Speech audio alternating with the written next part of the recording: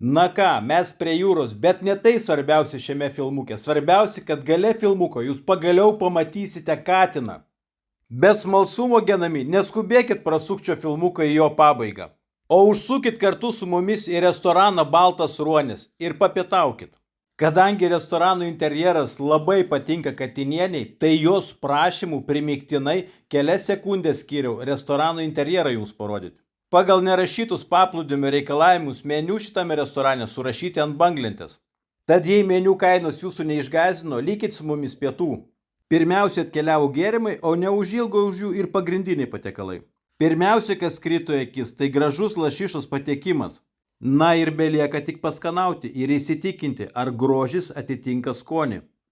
Keli žuvies kąsniai ir lašišai penkiabalėje sistemoje rašau riebų penketą.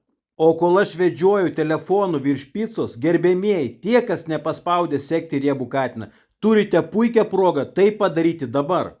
O apie pizzą pasakysiu tiek, jei ne katinienės dietos, aš būčiau jos negavęs nei kąsnio paragauti. Ir iš tikro, pizza buvo per skani dalintis. Na, o tiems, kas nenustoja skaičiuoti, kiek mes su katinienė išleidžiame restoranuose, pasakysiu, šį vakarą tik 50 eurų.